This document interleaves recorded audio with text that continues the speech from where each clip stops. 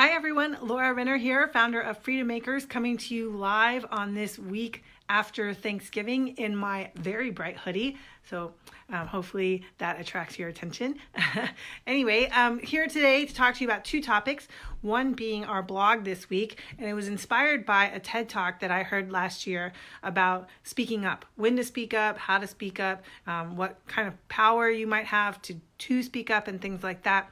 And that inspired a blog about negotiating as women and how we can better use our power as a way to negotiate more effectively. So you'll want to check that out. And I put the link in the summary so you can click on that link to learn more about my ideas around negotiating as women, and also links to the TED Talk and the podcast episode that I heard it on called TED Radio Hour. And I was really fascinated by that talk. He uses a paradigm called low power double bind. And so it was fascinating to me to learn that. So check that out. The other thing I wanted to talk to you about is we're in this post-Thanksgiving week, and some of my fellow business owner friends, we've, lamented about sort of getting caught up and getting back into the swing of things after a holiday, and it's a double bind because we're heading into an even bigger winter holiday, the Christmas holidays, and so for some businesses, now is the time to sort of think about 2020 and get everything in place to start 2020 the way you want to. We see that come up with us where our clients, new clients and existing clients, want to use the time in between Thanksgiving and the end of the year to lay the groundwork and work with their Freedom Maker and lay the groundwork so that they can hit the ground running in January using their Freedom Maker to really propel their business to meet their goals for the next year. So if your business is in that state, now's the time to think through that. For other businesses, like for us, this becomes a busy time because a lot of business owners are wanting to put everything in place at the end of the year so that they can start the new year strong. And so, but we are working on our own initiatives and thinking about what do we want to finish up this year with and what do we want to start next year with. In fact, we had a call this morning, the core team, around what we're working on to roll out in January and in February. And as a result, what do we need to get done now leading into the holidays? And we included planning where everyone was going to be at during the holidays, so when our next meetings would be between now and the end of the year.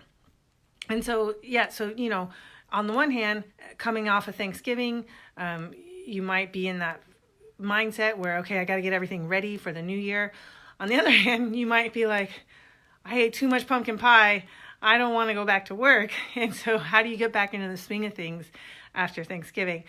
Full disclosure, I did eat about a quarter of a pumpkin pie literally before coming on this video. The pumpkin pie is my favorite. It's like the only thing I like about Thanksgiving meal. And so I'm totally eating up the pumpkin pie. Anyway, so how do you get back into the swing of things after taking a few days off, or in some cases as much as a week off?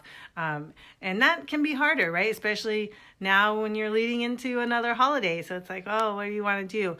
And my advice for there is just start. Just start on one task. And sometimes for me, I set a timer for 15 minutes and that's enough to get me going. Other times I loaf for 15 minutes and then I try to do something else. And so, especially if you're a business owner, you've done a lot of self-exploration on how you can motivate yourself to work. And so what works for you.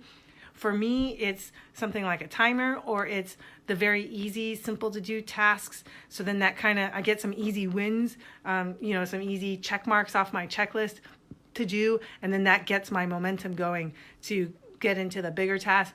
For others of you, it's like, no, I want to get the biggest, gnarliest, toughest task out of the way, sort of the eat the frog approach. And then that gets me into moving and motivated to do work. So now's the time. All that exploration you've done on figuring out how to motivate yourself that business owners do, that's part of our personal growth that we go through with starting a business. Now's the time to put that into practice and get yourself going. Because, you can't not work, right? Unless you set up your business that way. But you got to at least do something to get going so you can finish out the year. And so those are my tips. Implement your motivation techniques to get you going out of after the Thanksgiving Turkey Day nap, and check out our blog around negotiating as women. With that, we will see you next week. Wishing you a happy weekend, and we'll see you next week. All right. Bye.